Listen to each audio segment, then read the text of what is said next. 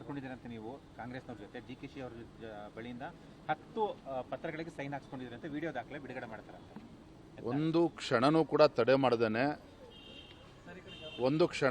ತಡೆ ಮಾಡ್ದೇನೆ ಮಾನ್ಯ ಯತ್ನಾಳ್ ಗೌಡ ಪಾಟೀಲ್ ಅವರು ನಾನು ವಿನಂತಿ ಮಾಡ್ತೇನೆ, ಆಗ್ರಹವನ್ನು ಮಾಡ್ತೇನೆ. ಶುಭ ಮುಹೂರ್ತಕ್ಕೆ ಕಾಯಕ್ಕೆ ಹೋಗಬೇಡಿ ಅಂತ ಏನೇ ದಾಖಲೆ ವಿಡಿಯೋಗಳಿದ್ರೂ ಸಹ ತತ್ಕ್ಷಣ ಬಿಡುಗಡೆ ಮಾಡಿ. ಆ ಒಂದು ಅವಶ್ಯಕತೆ ನನಗಂತೂ ಖಂಡಿತ ಇಲ್ಲ. ನನ್ನ ಮುಂದಿರ್ತಕ್ಕಂಥ ನನಗೆ ಸ್ಪಷ್ಟತೆ ಇದೆ, ನನ್ನ ಗುರಿ ಬಗ್ಗೆ ಸ್ಪಷ್ಟತೆ ಇದೆ. ಎಲ್ಲ ಕಾರ್ಯಕರ್ತನ ಒಗ್ಗೂಡಿಸ್ಕೊಂಡು ಇವತ್ತು ಪಕ್ಷವನ್ನು ಮುನ್ನಡೆಸ್ತಕ್ಕಂಥದ್ದು ನಾವು ಮಾಡಬೇಕಾಗಿದೆ, ಅದನ್ನು ಮಾಡ್ತಾ ಇದ್ದೇನೆ. ಇದು ನನ್ನ ಮುಂದೆ ಇರ್ತಕ್ಕಂಥ ಗುರಿ. ಈ ರೀತಿ ಹೊಂದಾಣಿಕೆ ರಾಜಕಾರಣ, ಯಡಿಯೂರಪ್ಪನವರು ಹೊಂದಾಣಿಕೆ ರಾಜಕಾರಣ ಮಾಡಿಕೊಂಡ್ರು, ವಿಜೇಂದ್ರನು ಹೊಂದಾಣಿಕೆ ರಾಜಕಾರಣ ಮಾಡಿಕೊಂಡ್ರು. ಈ ರೀತಿ ಪದೇ ಹೇಳಿ ಇವತ್ತೇನು ಸಂಘಟನೆಗೆ ಪೆಟ್ಟನ್ನು ಕೊಡ್ತಾ ಇದ್ದಾರೆ.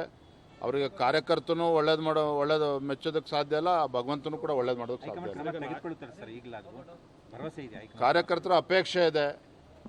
ಯಾರು ಹಾದಿಲಿ ಬೀದಿಲಿ ಇವತ್ತು ಪಕ್ಷ ಸಂಘಟನೆ ಮಾತನಾಡಿಕೊಂಡು ಪಕ್ಷ ಸಂಘಟನೆಗೆ ಅಡ್ಡಿ ಮಾಡ್ತಾ ಇದ್ದಾರೆ, ಒಂದು ಬಿಗಿಯಾದಂಥ ಕ್ರಮ ಕೈಗೊಳ್ಳಬೇಕು ಅನ್ನೋ ಅಪೇಕ್ಷೆ ಕಾರ್ಯಕರ್ತರದಿದೆ. ನಾಯಕತ್ವನೇ ಬದಲಾವಣೆ ಮಾಡಬೇಕು ಅಂತ ಯತ್ನಾಳ್ ಹೈಕಮಾಂಡ್ ಮನವಿ ಮಾಡ್ತಾ ಇದ್ದಾರೆ. ಅವ್ರು ಮನವಿ ಮಾಡಬಾರ್ದು ಅಂತ ನಾನು ಹೇಳೋದಿಲ್ಲ. ಆ ಮನವಿನ ಎಲ್ಲಿ ಮಾಡಬೇಕು, ಯಾರ ಮುಂದೆ ಮಾಡಬೇಕು, ಅಷ್ಟಾದರೂ ಇರಬೇಕಲ್ಲ. ಹಾಗಾಗಿ ವಿಜಯೇಂದ್ರನ ಬದಲಾವಣೆ ಮಾಡ್ತಕ್ಕಂಥ ಪ್ರಯತ್ನ ಮಾಡಲಿ, ಇನ್ನೂ ಹೆಚ್ಚು ಜನ ಸೇರಿಸ್ಕೊಳ್ಳಿ, ಅದ್ರ ಬಗ್ಗೆ ನಂದೇನು ಅಭ್ಯಂತರ ಇಲ್ಲ. ಪಕ್ಷದ ವರಿಷ್ಠರಿಗೆ ಸ್ಪಷ್ಟತೆ ಇದೆ. ರಾಜ್ಯದಲ್ಲಿ ಸಂಘಟನೆ ಯಾವ ದಿಕ್ಕಲ್ಲಿ ಹೋಗಬೇಕು ಅನ್ನೋದ್ರ ಬಗ್ಗೆ ಕೂಡ ಸ್ಪಷ್ಟತೆ ಇದೆ.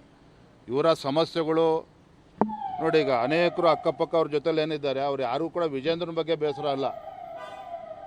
ನೆನ್ನೆ ಒಬ್ಬರು ನನಗೆ ಪ್ರಶ್ನೆ ಕೇಳಿದ್ರು ಪತ್ರಕರ್ತರು, ಅಲ್ಲ ರೀ ಎಲ್ಲರೂ ಅವ್ರ ಧರ್ಮಪಂಥಿ ಟಿಕೆಟ್ ಕೊಡಿಸ್ಕೊಂಡಿದ್ದಾರೆ, ಅವ್ರ ಮಗನ ಟಿಕೆಟ್ ಕೊಡಿಸ್ಕೊಂಡಿದ್ದಾರೆ, ನಿಮ್ಮ ವಿಚಾರಕ್ಕೆ ಬಂದಾಗ ಕುಟುಂಬ ರಾಜಕಾರಣ ಅಂತ ಮಾತನಾಡ್ತಾರೆ, ಅನುಭವ ಇಲ್ಲ ಅಂತ ಮಾತನಾಡ್ತಾರೆ ಅಂತ ಒಪ್ಕೊಳ್ತೇನೆ. ಅವರಷ್ಟು ಅನುಭವ ಇರಲಿಕ್ಕಿಲ್ಲ, ಆದರೆ ನನ್ನ ಉದ್ದೇಶ ಸರಿ ಇದೆ. ಹಾಗಾಗಿ ಈಗಲೂ ನಾನು ವಿನಂತಿಯನ್ನು ಮಾಡ್ತೇನೆ, ಮನವಿಯನ್ನು ಮಾಡ್ತೇನೆ, ರಾಜ್ಯದ ಅಧ್ಯಕ್ಷನಾಗಿ ಆಗ್ರಹವನ್ನು ಕೂಡ ಮಾಡ್ತೇನೆ. ಪಕ್ಷದ ಕಾರ್ಯಕರ್ತರಿಗೆ ಅವಮಾನ ಮಾಡ್ತಕ್ಕಂಥ ರೀತಿಯಲ್ಲಿ ಯಾರೂ ಕೂಡ ನಡೆದುಕೊಳ್ಬಾರದು. ಪಕ್ಷಕ್ಕೆ ಅಗೌರವ ಆಗ್ತಕ್ಕಂಥ ರೀತಿಯಲ್ಲಿ ಯಾರೂ ಕೂಡ ಮಾಧ್ಯಮದ ಮುಂದೆ ಮಾತನಾಡಬಾರ್ದು.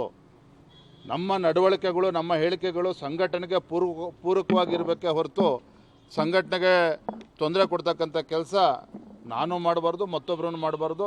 ಮತ್ತೊಮ್ಮೆ ಗೌರವಾನ್ವಿತ ಮಾಜಿ ಕೇಂದ್ರ ಸಚಿವರಾಗಿರ್ತಕ್ಕಂಥ ಬಸವನಗೌಡ ಪಾಟೀಲರಲ್ಲಿ ಯತ್ನಾಳ್ ವಿನಂತಿ ಮಾಡ್ತೇನೆ, ಏನೇ ದಾಖಲೆ ಇದ್ದರೂ ಕೂಡ ಒಂದು ಕ್ಷಣನೂ ಕೂಡ ತಡ ಮಾಡದೆ ನನ್ನ ವಿರುದ್ಧ ಏನೇನು ದಾಖಲೆಗಳು ತಕ್ಷಣ ಬಿಡಲಿ.